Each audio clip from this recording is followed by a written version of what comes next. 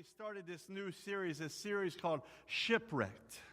And it's been this journey studying an adventurous story of following Paul as he takes this boat to Italy. When it was far from the experience of a cruise ship or the way that most of us would like to see Italy. And our series Shipwreck follows Paul's seafaring journey as a sentenced prisoner in chains. Paul's seafaring journey teaches us to faithfully depend on God and stay the mission, even in the moments that we feel bound by our circumstances. And throughout this 5-week series, and we're in week 3, through Acts 27-28, it's my hope that we can learn to mirror Paul's dependence on God and stay the course, despite what circumstances we find ourselves seemingly sentenced prisoners to. This morning we continue to follow Paul's journey and to see with a message I've titled Stuck. And we're going to be looking at Acts 27 through 44. But before we get to that passage, let me briefly recap what has happened so far in the story and the series in which we've been following along. So Paul has returned from Jerusalem.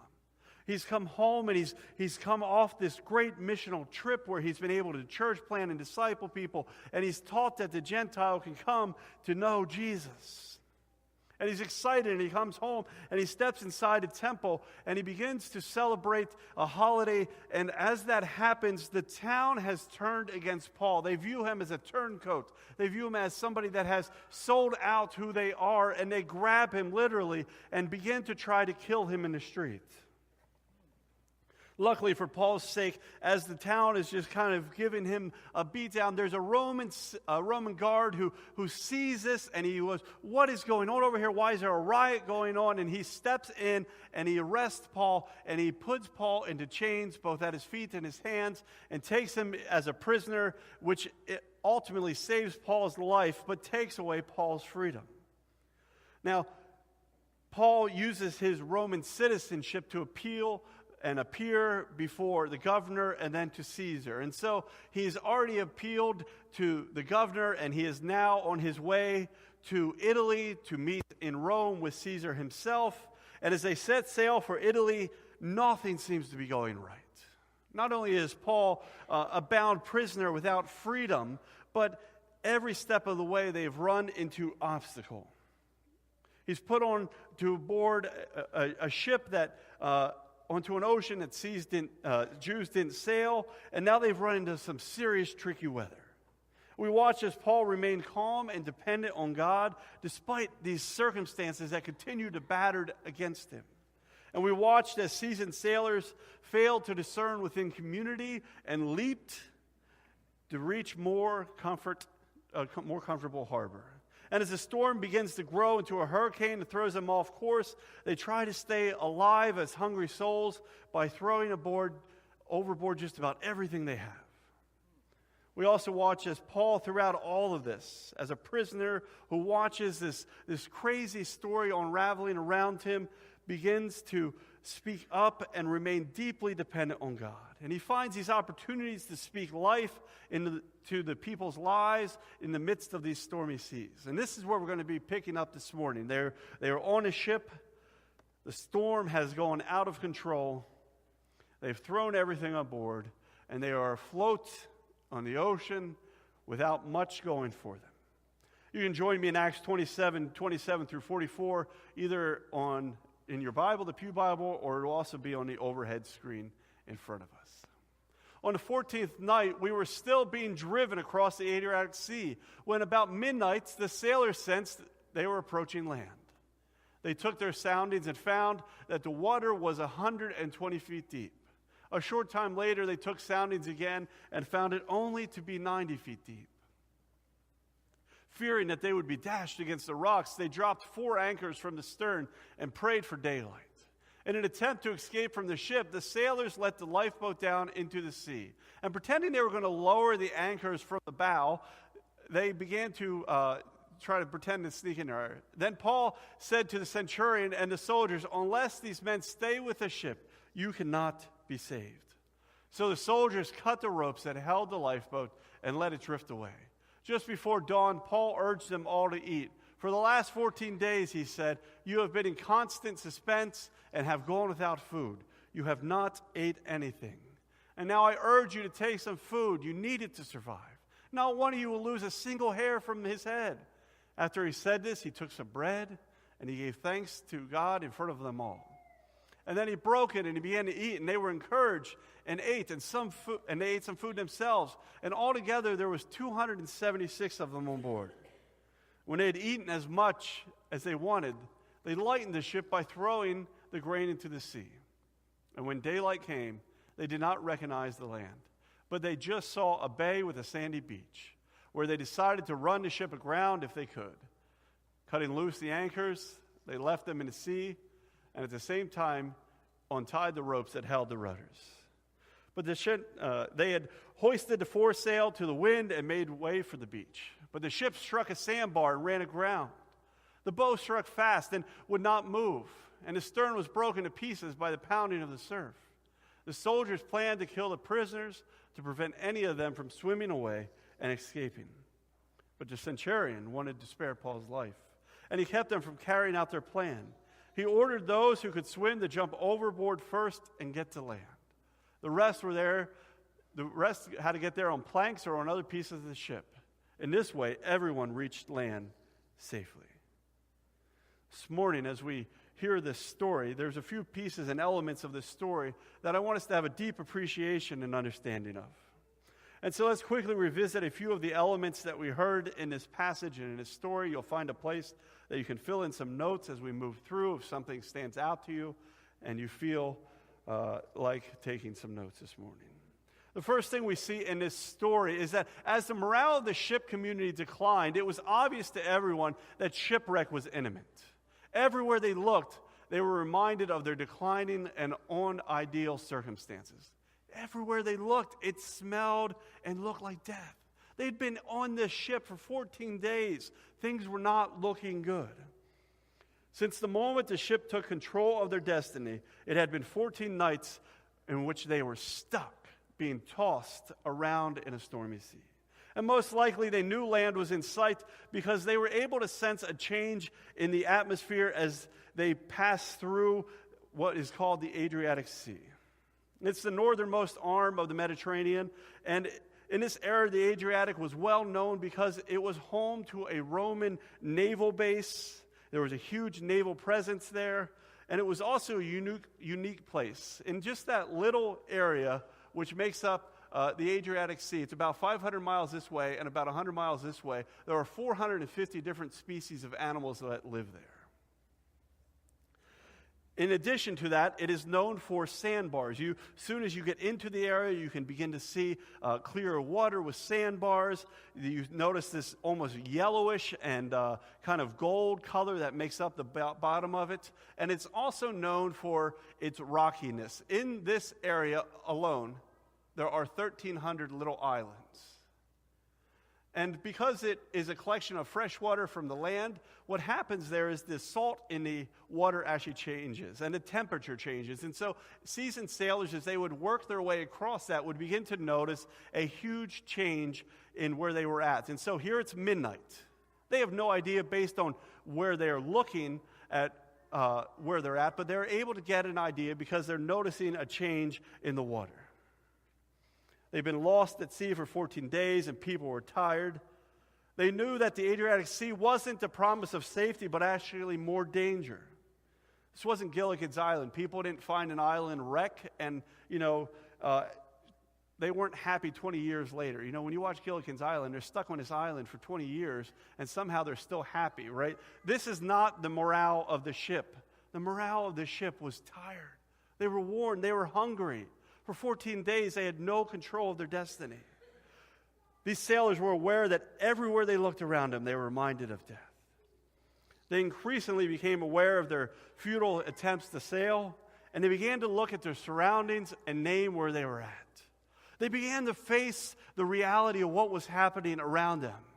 Now, the passage says it was midnight, and so the night was still black. They weren't able to look at their surroundings and read where they were at. They weren't able to look at the stars because it was storming, and so the only way to garner more information on where they were at was to literally take soundings. And so most likely they had a long rope and every couple feet there would be a knot in it like that, and they stood probably with the anchor tied to it and began to lower it in the middle of the night, hand over hand, to the bottom of the sea to find out where they were at.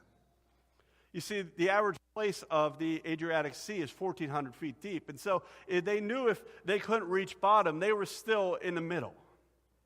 But they needed to know where they were at. They needed to name where they were at. And so they took this rope and they began to measure it, and they find out that they have got the anchor stuck in just about 120 feet deep of water. And so it says they quickly became aware that there was rocks around, so just a few minutes later they take it again, and they realize that the water is now only 90 feet deep. They knew they were moving closer to land at a fast pace.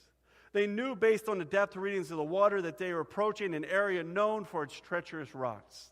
And this is an actual picture of rocks formations that make up that area.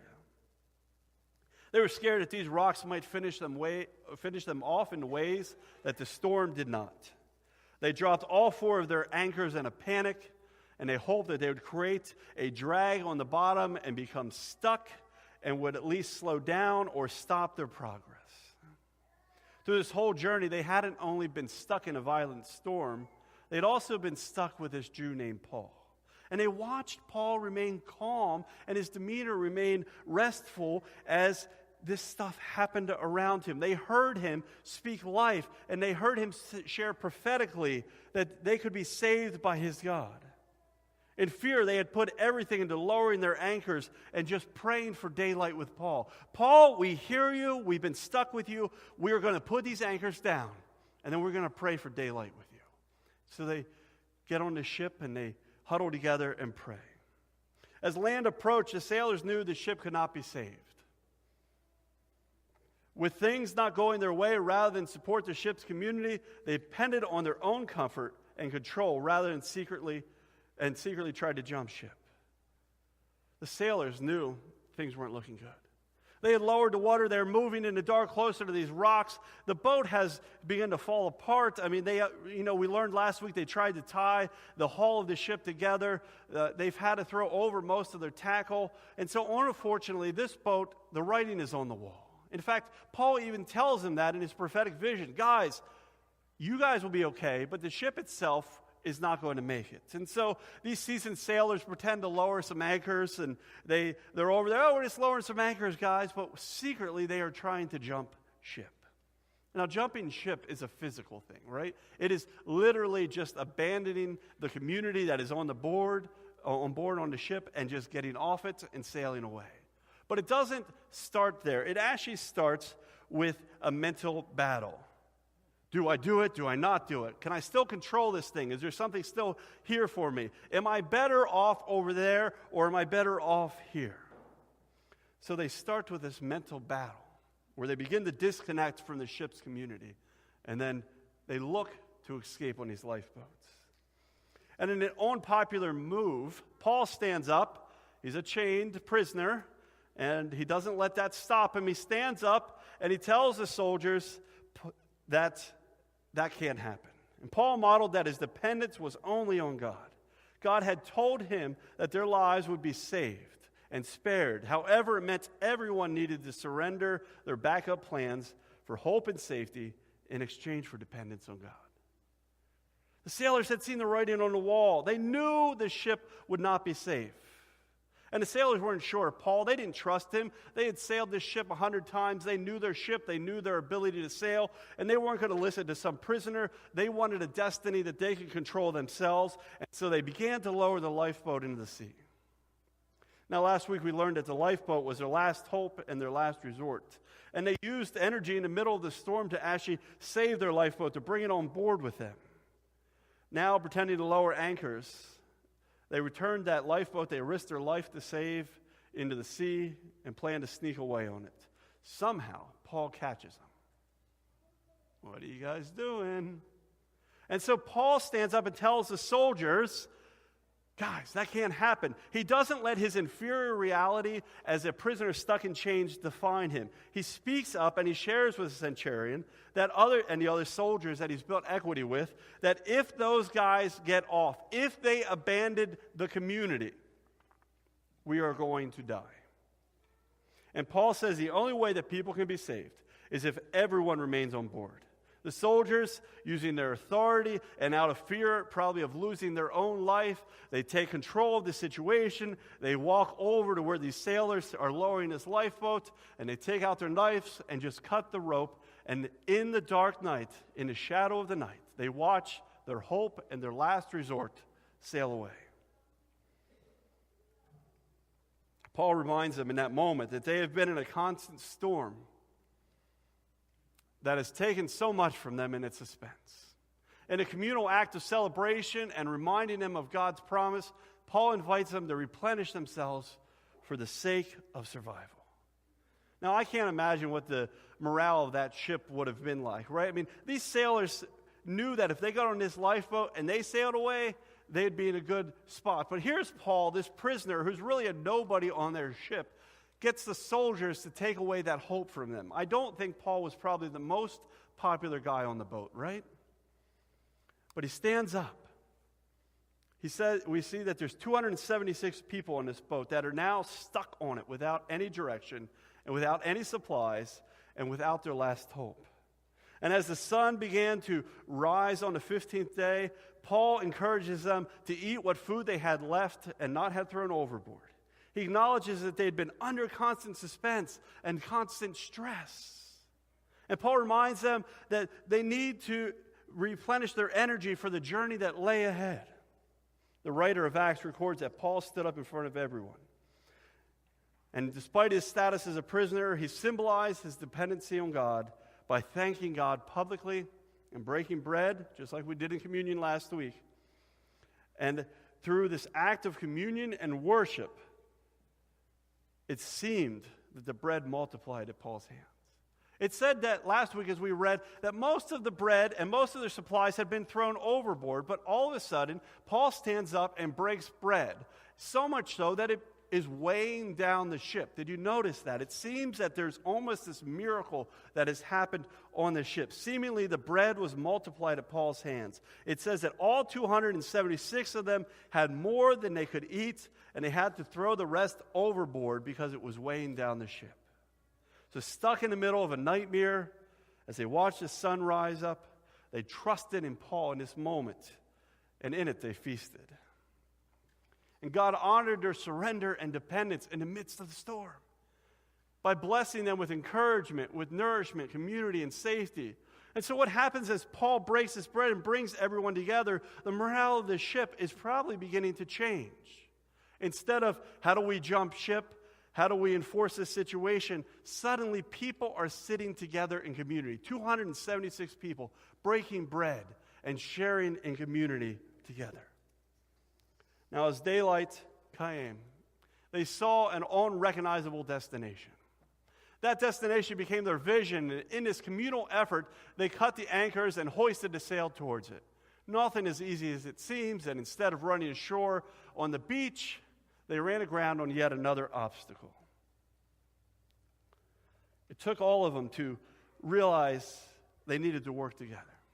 And so as they began to look, as the sun came up, they saw this peaceful bay, and on it were these golden shores, and they saw it, and they said, we don't know where that is, we're not sure where we are, but that seems like a destination for us at the moment. Our ship has lost everything, we need to run aground there. And so it says they worked to raise the sails, to cut the ropes, and with their last oomph, they tried to wreck this boat into the sand. But once again, they found themselves stuck. They saw their destination, and they were on their way to get there, but these sandbars that are all over that region stop them once again. And once again, they find themselves stuck. And as the ship literally begins to fall apart around them, they continue to follow their visionary journey to the beach at all costs by swimming and floating on ship planks. They got the safety that God promised. It wasn't pretty. And they could have had it all if they would have just stayed in port when Paul told them to. But they got what God promised. As daylight came and they saw this land, they were not able to recognize it. As they found themselves stuck, They watched as what left of their community, their traveling ship just fell apart as the waves crashed against it. And as we are watching this situation unfold, I don't know if you noticed, but it says that the centurion had to stop the soldiers from killing Paul and the other prisoners. See, the soldiers knew that the prisoners were just going to be a headache, right?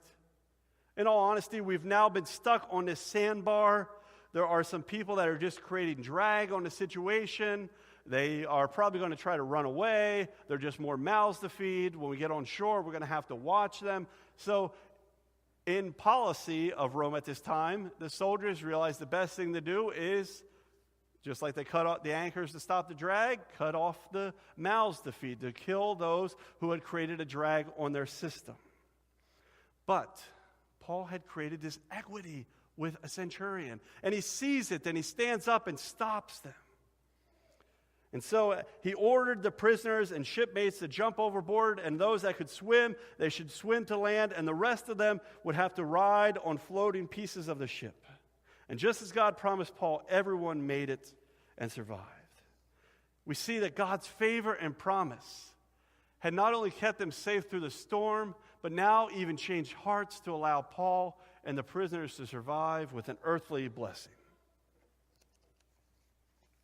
In this adventurous story, I think there's a few notes that we can remind ourselves as we watch Paul's anchored dependence on God, a dependence on God that prevailed despite being stuck and shipwrecked. So this morning I give us a few notes to take away. And as we do that, I want you to think about two things. There are two realities I want you to think about as we go through these challenges. First, think about the following notes within regards to us as a church community. Think about us, the community that's on the ship. Second reality, think about these following notes within regards to a storm that you are personally weathering. What is it that in your life continues to batter against you and has taken you seemingly out of control? In these circumstances, we can either be more of a community or we can try. There are times that as we look around, it may seem like shipwreck is imminent. There is declining and on-deal circumstances that we are all aware of. Often we like to ignore these circumstances, and like the sailors, maybe we need to test the waters and name what is really happening.